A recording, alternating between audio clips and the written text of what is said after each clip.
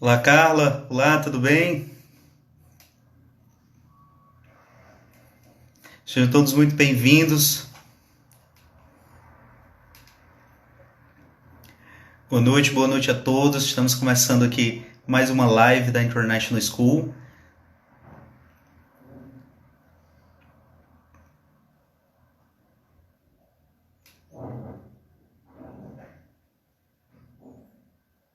Lembrem-se que vocês podem sempre usar esse espaço para fazer perguntas para a gente, tá? Vai ser muito legal a interação de vocês hoje. Hoje a gente vai estar falando justamente sobre como adaptar o uso para tecnologia, o uso de tecnologia para os nossos filhos, ou então para o meu filho, tá? Então, usem esse espaço para sempre estar perguntando com a gente. Daqui a pouquinho a gente vai estar oficialmente começando a nossa live de hoje.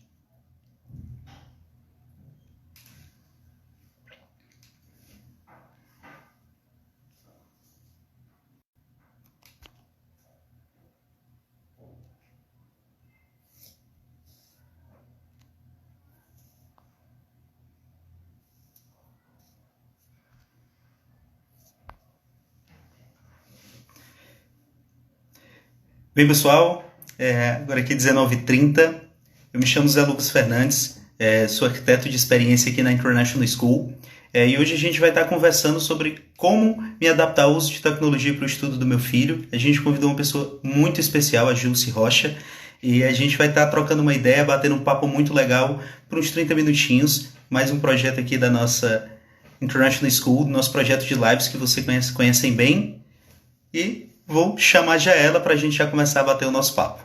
E lembrem-se, mandem as perguntas aqui embaixo, conversem com a gente para a gente fazer disso uma troca e uma interação constante, tá?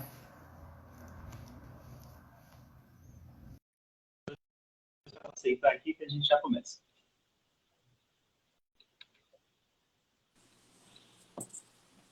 Oi, boa noite. Boa noite. Tudo certo com o nosso som? Por mim tá tudo ok. Pessoal, se estiver tudo certo, acontecer algum problema, podem ir comentando. Maravilha.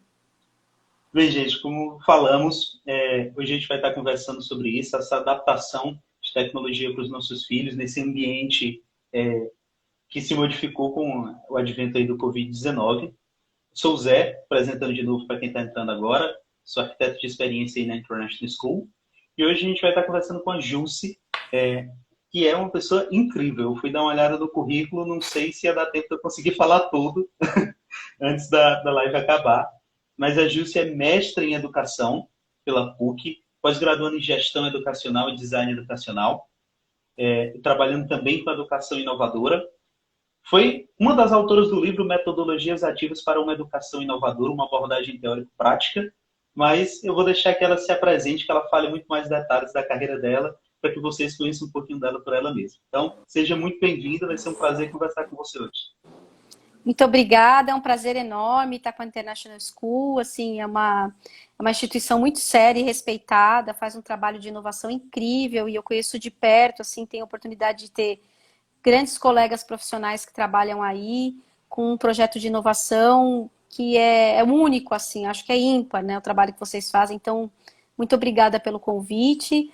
Bom, eu sou mestre em educação, atuo com inovação e tecnologias há mais de 10 anos, e nesses anos eu tenho me voltado à formação de educadores, profissionais de educação, gestores, com foco na transformação digital, com foco nas inovações, porque não adianta a gente ter a transformação digital só do ponto de vista da infraestrutura, mas a gente precisa ter também a transformação das práticas pedagógicas. Então, como é que a gente relaciona essas duas coisas, né?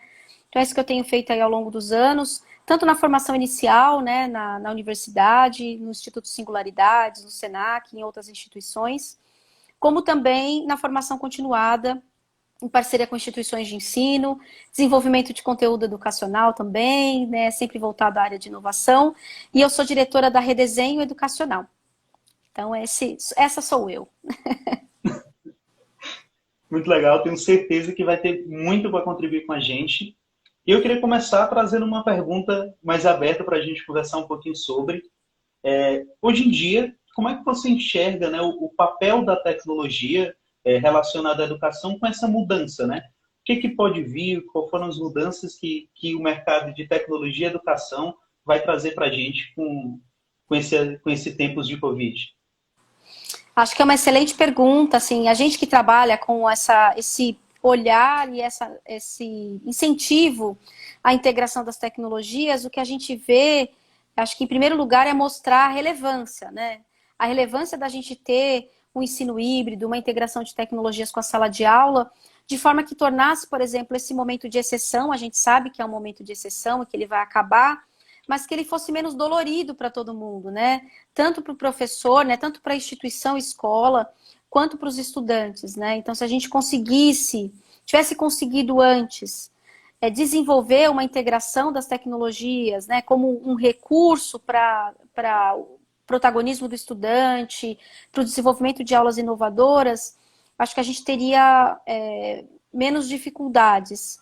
E eu acho que vejo isso, então, como você colocou bem, José, como uma oportunidade, né? Ou seja, da crise e da dor, o que a gente leva, né? Acho que o que a gente leva é uma aceleração da adoção dessas tecnologias agora, uma vez que na dor a gente aprendeu muitas coisas.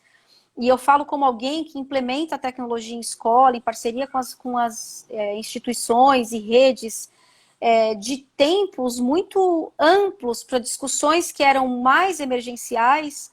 A gente vê essas discussões das burocracias ou as necessidades de muitos fóruns para discutir caindo por terra por conta de uma necessidade emergencial. Então eu vejo que também a gente conseguiu superar um pouco do nosso medo, né? Coisas que nos prendiam e nos dificultavam de fazer acabam se tornando secundárias porque a gente precisa fazer, né? E por mais que assim os profissionais da educação sejam questionados da qualidade do que se faz, por mais que muitas vezes a gente tenha uma dificuldade de diálogo com as famílias, por mais de tudo isso, eu acho que o que a gente está fazendo enquanto educação é hercúleo, né? Eu vejo todos os dias na conversa com escolas, redes, com professores, esse VUCA que a gente fala, né? Da grande transformação, da volatilidade, da ubiquidade do mundo, né? Da complexidade se acontecer na nossa vida em tão pouco tempo. Então, tentando resumir um pouco, eu vejo de tudo isso que a gente está vivendo, uma dor, é inevitável a gente não falar da dor, né, da dificuldade, mas eu vejo isso como assim, a gente não vai sair igual. Não tem mais como a gente sair igual de tudo isso. Eu acho que vivenciar na prática e superar algumas barreiras que, por exemplo, aprender uma tecnologia, se familiarizar com uma tecnologia demoraria, por exemplo, 6 meses de tantos processos que a gente precisa desenvolver para fazer da forma que a gente acredita, eles foram acelerados, né? Então, acho que a oportunidade é isso. Quando a gente volta agora, a gente já sabe que é importante a gente ter a tecnologia, agora a gente precisa desenvolver essa integração do outro lado, né? Então, assim, ela não vai mais atender a mesma dor, né? A dor agora é a gente conseguir disponibilizar, ter acesso, manter a relação, mas e depois? O que fica disso e como a gente integra no nosso dia a dia? Exatamente. Eu lembrei muito do livro do Carlos Domingos, Oportunidades Disfarçadas, né? E sempre em situações de crise ou em situações em que a gente está passando por condições adversas, ela gera uma oportunidade diferente, né? É, Então, muitas vezes o pensamento do design thinking, né? Sempre que você está enxergando um problema, se você transforma ele numa pergunta, tenta transformar ele numa oportunidade de construir algo, ele pode se tornar algo muito mais produtivo do que só você ficar remoendo, sentindo o próprio problema. Mas é. eu gostei muito de uma palavra que você falou, que foi aceleração. E hoje a gente tem uma coisa única que nunca aconteceu no mundo, né? A gente tem 4 gerações convivendo no mercado de trabalho, convivendo em casas. Então, pessoas que nasceram na década de 50 e pessoas que nasceram em 2010 estão convivendo, às vezes, nos mesmos lugares. Como é que a gente faz com pessoas que têm pensamentos tão diferentes conviverem, se relacionarem com a tecnologia do dia a dia? Você vê, né, José, que eu acho que uma coisa que a gente falou que, independente da pandemia, a gente tinha questões, né? A gente tinha questões sociais, questões de relação. Então, a gente tinha questões de relação entre escola e família. A gente tem relação dentro das nossas famílias, né, geracionais. E tudo isso se potencializa com a convivência, né? Com o confinamento, né? Com o Big Brother, né? Tá todo mundo confinado e a gente potencializa toda essas dificuldades que a gente tem. E, de novo, eu acho que a gente tem uma oportunidade, né? Se a gente olhar para tudo isso como uma possibilidade de, inclusive, valorizar coisas que a gente perdeu, né? Eu fico vendo, assim, conversando com muitos amigos, a gente vivia numa bola de neve, tirando os educadores que trabalham com tecnologia, porque agora a gente entrou na bola de neve, né? Que a gente é muito demandado de suporte e apoio. O que a gente vê é muitas pessoas passando os seus dias sem condições de olhar para si, sem condições de olhar para o seu, olhar para os seus filhos, olhar para sua esposa, para o seu esposo, enfim, para o seu companheiro, conseguir ter tempo de se relacionar com essas pessoas, porque a gente estava imerso num mercado de trabalho que nos consumia muito. E quando a gente tem tempo de convivência, a gente não sabe o que fazer com isso, né? Então, acho que uma coisa bacana é que não tem nada a ver com tecnologia e Covid essa discussão, né? Tem a ver com uma crise que a gente tem da forma como a gente vive, que é muito mais ampla e complexa, e que a gente não vai conseguir resolver, talvez, essas crises, essas dores de uma maneira geral enquanto sociedade, mas talvez nas nossas famílias a gente consiga olhar para como a gente se relaciona com as pessoas mais velhas, as dificuldades que essas pessoas mais velhas têm com tecnologia e que também se superam porque querem manter contato com seus netos. Como é que a gente olha para todas essas relações e a gente constrói uma relação melhor também daqui para frente, né? Então, eu espero que todo mundo, eu acho que todo mundo está fazendo uma reflexão sobre si, sobre a sua forma de viver, sobre as escolhas que a gente faz, porque a gente foi obrigado a parar e pensar sobre tudo isso, né? Então, acho que ter as 4 gerações, a gente sabe que no mercado de trabalho, esse conflito de geração, ele já é visível, né? Ele acontece nas hierarquias, nas escolhas profissionais que a gente tem, das gerações mais jovens, de uma forma de ver a sua relação com o trabalho, e agora a gente amplifica isso dentro das próprias famílias com o convívio, né? Então, que a gente possa... Não tem uma resposta, adoraria ter uma resposta para isso, mas assim, eu acho que, de novo, é a gente conseguir, pelo menos no nosso contexto, dentro da nossa seara, a gente conseguir extrair daí algo muito bom e criar relações mais profícuas, né? Sem dúvida. Eu acho que tem uma coisa muito positiva nisso tudo. A gente tem um cenário de diversidade absurdo, né? Então, eu tenho níveis de experiência, níveis de conhecimento totalmente diferentes, às vezes, ao meu lado. Então, o meu filho de 8 anos pode me ensinar coisas sobre internet que eu nunca ouvi falar e a gente pode fazer essa troca. Mas muitas vezes o que eu sinto e que eu percebi dando uma olhada nas redes sociais é que, muitas vezes, o pai ou o responsável ele se coloca um peso de ser o professor, de trazer uma cobrança de querer que o professor se transporte para dentro da casa dele. Como é que você vê essa questão? Como é que o pai pode tentar assumir, ou se ele deve assumir essa responsabilidade de pai e professor, sendo que, de certa forma, ele já era. A educação informal, por assim dizer, é o que forma muito do sujeito, né? Eu acho que esse é o ponto, né, das escolas também, se a gente for falar um pouco do nosso pedaço, né, de que enquanto instituição, o que a gente está propondo para essas famílias, né, enquanto experiência educacional no momento de exceção, a gente também tem muito espaço de oportunidade de melhoria, né, então eu costumo dizer que, claro, que as famílias, como você bem colocou, sempre tiveram uma responsabilidade educacional de acompanhamento daquilo que seu filho faz, de ajudar na gestão das rotinas, da organização do dia a dia do filho, acho que isso não muda, né? As famílias que tinham essa prática mantiveram essa prática. As famílias que não tinham essa prática estão sofrendo ainda mais. Então, de novo, a gente volta na questão de que potencializa dores e feridas que a gente já tinha, né? Mas eu acho que do nosso pedaço, enquanto educadores, também tem uma oportunidade da gente conseguir dialogar melhor com essas famílias. Então, eu lembro quando eu era criança, minha mãe é professora, né? E eu vi muito circulando, não sei se você viu um videozinho de um menino que fala que você tem mania de pro. Ele fala, é um WhatsApp, ele manda para a professora dele, e ele falando da mãe, né? A minha mãe tá tentando, mas assim, ela não tem a mania de pro que você tem. E eu me lembro de mim como criança, minha mãe professora, querendo me ensinar alguma coisa, eu dizia, não, mas minha professora me ensinou de outro jeito. Então, é o ranço dos pais, né? Quando o filho fala isso e gera um conflito enorme, né? Por quê? Porque a gente é profissional da educação. Então, assim, primeiro, é empatia, né? E eu gosto de falar da empatia nesse momento, porque, de novo, se a gente não desenvolver essa competência agora, a gente não desenvolve nunca mais, né? Porque nós, enquanto pais, A gente falava disso há pouco, né, José? Nós, enquanto pais, estamos em casa, enquanto professores estamos trabalhando, estamos tendo que apoiar os nossos filhos. A diferença é que a gente é profissional da educação. Então, de um jeito ou de outro, a gente tem mais formas de fazer isso.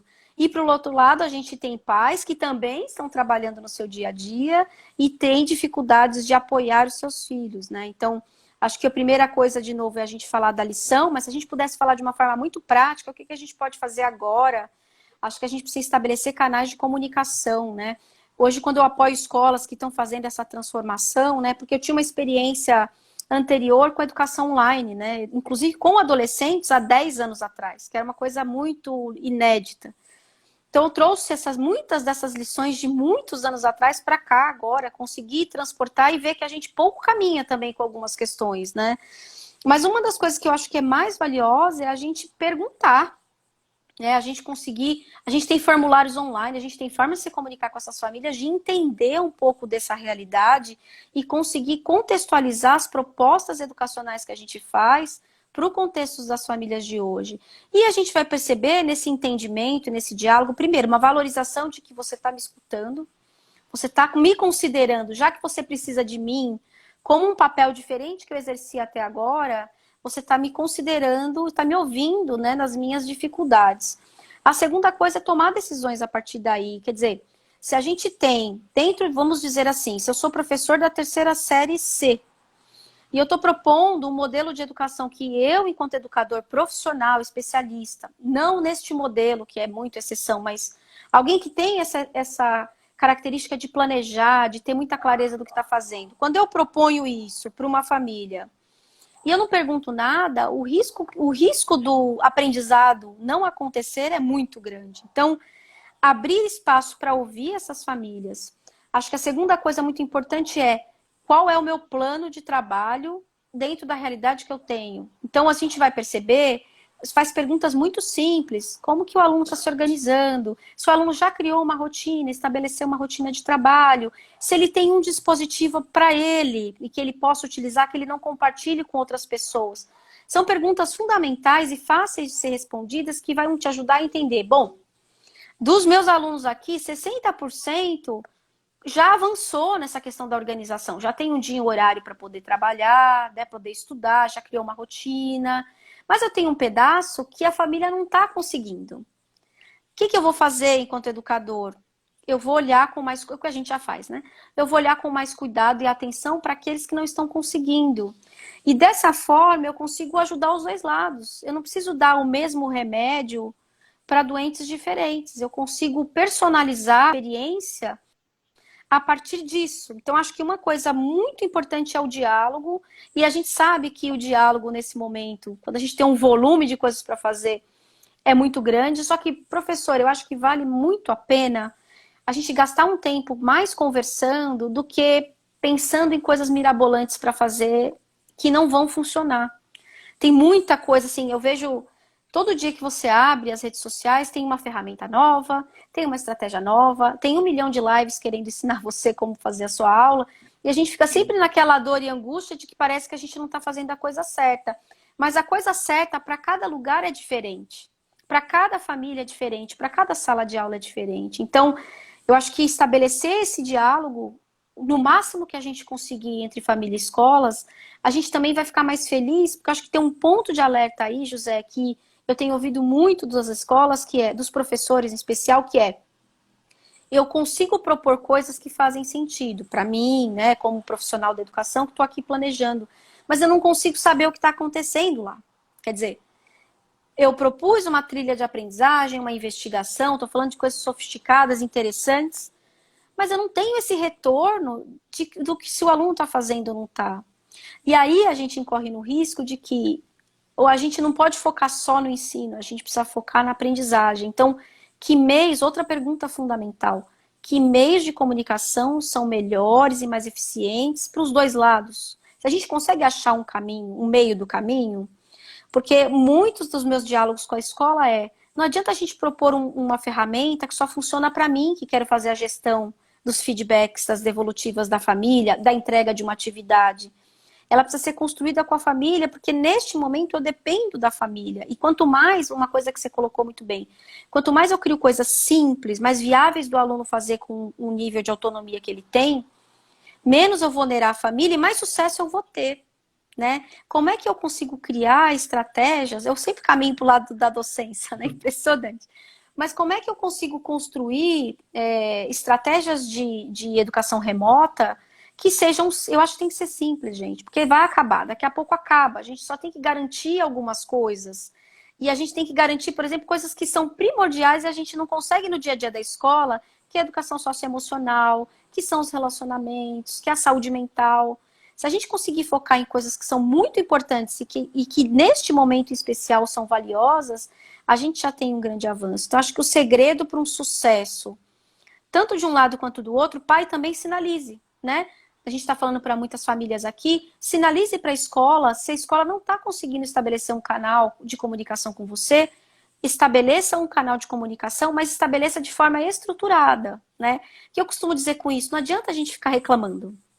Não adianta a gente fazer textão na rede social, isso não vai resolver o seu problema de agora, que é, eu preciso conversar com essa escola e ela precisa entender as dificuldades que eu estou tendo e estabelecer um diálogo estruturado, eficiente, para a gente conseguir construir essa educação que a gente quer nesse momento. Sim, sim. Eu acho que uma grande palavra-chave que foi dita por você foi empatia, né? E de empatia é muito de saber ouvir. E muitas vezes a gente tem a ânsia, a necessidade de resolver um problema antes de escutar, de entender, de saber sequer se ele existe, né? E eu vejo muitas vezes isso, né? Às vezes o próprio filho está ali aprendendo, está seguindo a trilha, está fazendo a coisa e você às vezes não tem essa percepção. Mas isso também vem de um ponto delicado, né?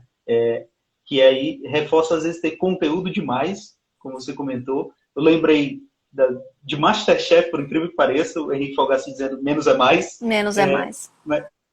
Mas muitas vezes o pai ele não consegue separar essa diferença entre o que é de diversão, entretenimento e o que é de aprendizagem, né?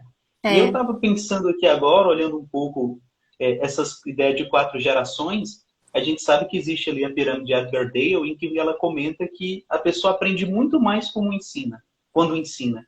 Então, como é que a gente consegue criar um ciclo de aprendizagem? Eu sei que é uma pergunta difícil de se responder, mas como é que a gente consegue criar esse ciclo de aprendizagem em casa, em que o pai consiga não só se sentir naquela obrigação de eu sou pai, eu tenho que ensinar, mas de quebrar a barreira para que ele consiga aprender com o filho e ele perceba que o filho aprende muito mais quando ele também está ensinando. O que você havia colocado antes, né? Acho que esse ponto das gerações diferentes e das fluências tecnológicas diferentes já é a gente se desarma muito, né? Quando a gente se permite aprender com o outro e não interessa a idade do outro. Isso serve para professor e para a família, né? Não interessa a idade do outro, mas ele tem algo a me ensinar. Então, esse olhar sobre o que eu posso aprender com ele é muito bacana. E eu acho que uma coisa que você me deu, assim, um insight, né, de estratégia mesmo, né? Que eu fico aqui sempre pensando em estratégias práticas de como fazer. Quando você diz, poxa, será que se o filho contasse para o pai, se a gente ensinasse ele a contar para o pai, e ele desse um feedback para o pai do que ele aprendeu naquele dia e como ele aprendeu, e a gente construísse essa meta-aprendizagem, né? O que eu aprendi e de que forma eu aprendi é muito melhor do que talvez a gente desenvolver uma série de conteúdos que demandam uma articulação com o adulto e que esse adulto talvez não lembre no nível de detalhe de como aquilo funciona e não possa dar o feedback, mas ele ajudar no feedback do que de fato o aluno aprendeu e ajudar ele a construir, documentar, que fosse num vídeo de 1 minuto, né? Mas que ele pudesse documentar o que eu aprendi e de que melhor forma eu aprendo. Eu acho que tem muito a ver com isso que você está falando. E outras estratégias que me vieram com a sua fala, que é a gente colocar os alunos para falarem sobre, né? A gente começar a trabalhar com estratégias de educação remota que envolvam o par avançado, que envolvam uma tutoria em pares e que envolvam um diálogo entre alunos. Por que a gente tem que ser... E são coisas muito que a gente reproduz de lógicas de inovação do presencial. Mas por que eu tenho que ser o único professor? Por que se essa família não está conseguindo, e eu sei que tem famílias que estão super organizadas, por que eu não consigo, talvez, nas crianças mais velhas, né? Não pensar um aluno que possa ser um par avançado de um outro aluno que está com dificuldade, eles estudarem juntos. Por que eu, adulto, tenho que estar ali parado E se eu não estiver ali, a coisa não acontece. Por que que eu não posso fazer a gestão da sala de aula de forma que a gente consiga ter mais do que um professor, né? Mais de uma pessoa para suporte, né? Isso pode acontecer na sala de aula virtual, nesse momento que a gente está, e a gente pode ter na sala de aula presencial, né? Eu acho que tem um outro ponto também que a gente pode ressaltar, que são as diferenças de estratégias entre segmentos, né? Primeiro, a gente tem uma diferença que é educação presencial, ela é baseada na sincronicidade, eu gosto de falar isso. Sincronicidade eu acordei, escovei o dente, tomei banho, peguei minhas coisas e fui para a escola.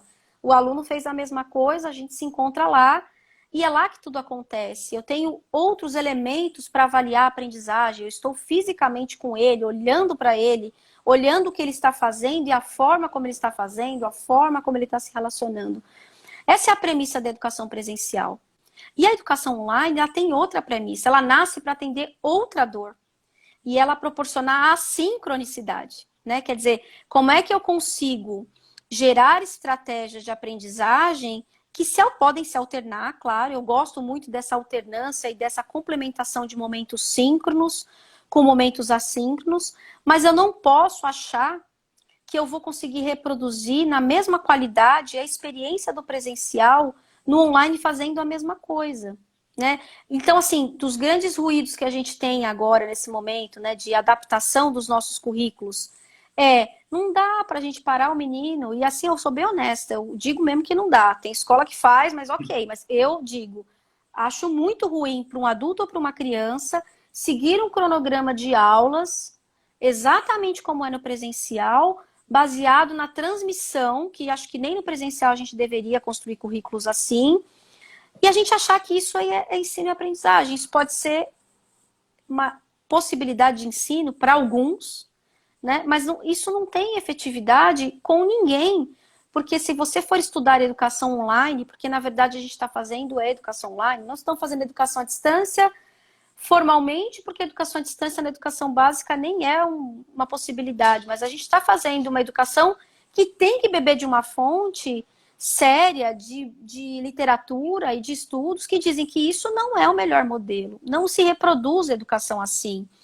Então, e por isso que é tão difícil para os professores, porque a gente tem que inverter uma lógica que é como eu consigo proporcionar experiências organizadas, estruturadas, assíncronas, e como eu utilizo o síncrono, que é esse momento que a gente está aqui, ao vivo, em tempo real, para engajamento, para o escuta, né? Assim, os alunos devem estar super angustiados de viver um momento super difícil como esse que, né? Todo mundo em casa, tem criança que nem entende o que está acontecendo, né? Ele não consegue entender porque que ele está em casa, ele não pode sair.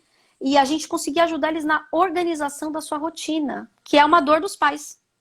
Então, eu vejo, em vez de eu ficar lá transmitindo conteúdo na aula online, por que eu não faço um checkpoint de coisas que os alunos precisam fazer naquela semana ou naquele dia? Por que eu não inauguro amanhã falando, oi, gente, tudo bem? Tá todo mundo aí? Vamos lá, e aí? Ó, a gente tem tais e tais atividades para fazer, a gente pensa aqui que, ó, se você se organizar assim, assim, assado, tal e tal tempo, e aí vamos lá, daqui, ó, meia hora, ou sei lá, daqui a uma hora a gente volta para validar as coisas que vocês conseguiram avançar. Percebe que muda a lógica? Eu não estou entregando conteúdo, eu não estou parando uma criança uma hora na frente do computador para entregar, mas eu estou dando para ela uma atividade que pode muito bem, inclusive, utilizar-se de tecnologia digital ou não. Eu posso utilizar papel e caneta, eu posso utilizar o livro didático, eu posso utilizar várias outras estratégias, mas eu uso o síncrono para ajudar o aluno a se organizar e tiro da família esse peso de ter que, neste momento, enquanto eu estou fazendo 1000 reuniões, também ter que dar conta de apoiar meu filho no estudo, porque aí fica todo mundo triste, né? Vai sair todo mundo frustrado, né? A escola sai frustrada porque gastou um tempão pensando em coisas muito bacanas e não funcionou. Sai a família também super frustrada porque não consegui ajudar. E sai o aluno frustrado porque eu não consegui, porque foi difícil demais, porque eu não sei fazer isso, né? Então, fiquei aqui pensando em coisas, em estratégias mais práticas. O que você pensou aí? Que eu tenho certeza que você pensou em várias. Então, o que eu acho é que realmente essa ideia do como fazer a gente procura muito. Existe o Google Trends, que é para ver o que é mais pesquisado no mundo, e eles têm uma categoria somente para como fazer. Então, o ser humano, ele busca como fazer coisas prontas, e a empatia, a customização, a escuta ativa. Então, você pode construir coisas e realidades específicas. Hoje, uma amiga minha da International School, a Thalita, comentou que vai fazer uma parede sensorial montessoriana na casa dela com a criança. Ela vai construir algo junto. E isso é que eu acho fundamental. É você tornar esse momento em que antes vocês não estavam juntos se tornarem momentos em que vocês estão juntos de verdade. Se eu estou ali mesmo. Então, eu acho que isso é muito importante, e a tecnologia, ela não só tem que ter essa transição, ela tem que ser tratada de uma maneira diferente. Eu não consigo transpor uma aula expositiva ou de qualquer outra corrente de 50 minutos para uns 50 minutos de um vídeo ao vivo. Isso não funciona. Os engajamentos são diferentes, mas os gatilhos, as construções, o caminhar antes e depois desse vídeo pode ser diferente. Então, Jússi, queria, já que para a gente cumprir aqui nosso tempo, queria pedir para você deixar uma mensagem final para os pais, para as escolas que estão vendo, do que elas podem esperar de mudanças de tecnologia pós esse momento, e refletir novamente com a questão que você comentou. Você considera esse momento um momento de oportunidade ou um momento de crise? Eu sempre vejo como um lado positivo. Acho que quando a gente está aberto a aprender, e a gente como educador tem que estar sempre aberto a aprender, eu sempre vejo isso como uma grande oportunidade. Eu acho que a gente vai ter, como eu saí, a gente vai sair ferido, né? Muitas feridas vão ter que ser curadas, né? De tudo isso que a gente está vivendo, seja dentro das nossas casas, ou seja fora das nossas casas, dentro das nossas relações profissionais. Mas eu sempre vejo isso como uma grande oportunidade, né? Primeiro, da gente voltar à vida normal já de outra forma, né? Quando a gente puder sair na rua sem se preocupar com coisas muito triviais, né? E que a gente estava impedido de fazer, eu acho que a gente já vai se sentir vivendo de novo, né? E que a gente possa reunir todos esses aprendizados desse momento para construir mais empatia, como a gente bem colocou, né? Para construir relações mais sólidas e maior comunicação com a família, que a gente consiga estabelecer esses processos de forma mais enriquecedora, né? Queria só um recadinho para o pessoal que trabalha com a educação infantil, que sempre é um ponto para a educação infantil, né? Eu tenho conversado muito com as escolas sobre isso, e eu acho que é um ponto muito sensível, né? Acho que o primeiro ponto sensível a respeito disso é que a nossa régua quanto menos autonomia, né, mais demanda do adulto, como na sua escola. Se a criança tem 1 ano, a criança tem 5, menos autonomia, mais ingerência do adulto, né? Então, o que eu acho que a gente pode propor, eu gosto muito de aprender com quem engaja a criança. Então, o que tem? Eu não acho que a gente tem que fazer igual. Eu acho que a gente tem que analisar estrategicamente e pensar o que existe de interessante em tal estratégia de produção de vídeo, em tal estratégia de produção de conteúdo que chama a atenção da criança e que eu posso usar como um elemento educativo. Vou dar uma experiência prática que eu estou ajudando os professores e tem dado super certo, quando você produzir conteúdo para a criança, produzir conteúdos que ela possa entender e ela possa ver diretamente, possa entender o que ela precisa fazer e você dialogue com ela. É uma estratégia tão simples e a gente faz no dia a dia. Então, por exemplo, vamos construir X coisas, vamos construir um avião de papel.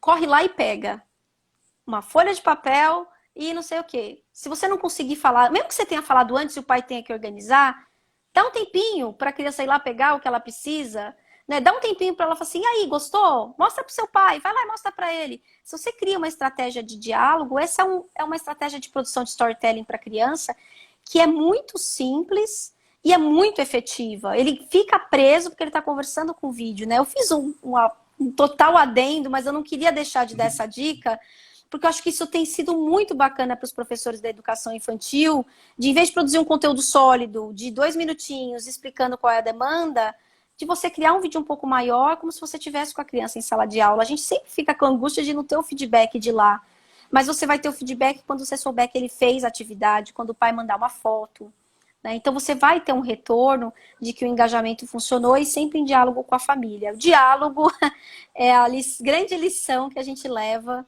de todo esse momento. Sem dúvida, sairemos renovados, sairemos melhorados, eu acho que isso é o mais importante. E eu queria agradecer demais a nossa chance de ter tido um diálogo aqui. Fiquei muito feliz da gente ter batido esse papo. Gostaria de continuar conversando muito, muito mais. Então, muito obrigado, Júlio. Foi uma honra estar com você. E eu queria deixar 2 recadinhos do coração. O primeiro deles é que a nossa live fica amanhã já no YouTube. Vocês vão poder ver e rever esse conteúdo. Ele também vai ficar no Stories por mais 24 horas. Então, se você também quiser olhar no próprio Instagram amanhã, ele vai estar por aqui. E a International School sempre tem um projeto de lives todas terças e quintas, às 19h30. E na próxima live nós vamos estar tendo um bate-papo com o nosso querido Marcelo de Cristo, meu grande amigo, que vai estar falando com o Thiago Queiroz, do Paizinho, vírgula, sobre mantendo a paciência, dicas de como dialogar com os filhos nesse momento. Então, acho que complementa muito isso que a gente está conversando. Se pudesse dar uma pausa e já começar outra live, já estava ligando muito bem. Então, gente, muito obrigado para todo mundo. Foi um prazer estar com vocês. Boa noite. Fiquem em casa. Tchau, tchau. Tchau. Segue a Redesenho Educacional, Redesenho Edu. Quer deixar algum contato de e-mail para quem quiser entrar em contato com você? Nossas redes sociais é super ativa, Redesenho Edu, tanto no Instagram quanto no Facebook, LinkedIn. Pode procurar a gente, acompanhe os conteúdos que a gente compartilha, tira dúvidas que a gente está à disposição de vocês. Pessoal, sigam lá, Redesenho Edu. Tchau, tchau. Obrigado. Valeu, tchau.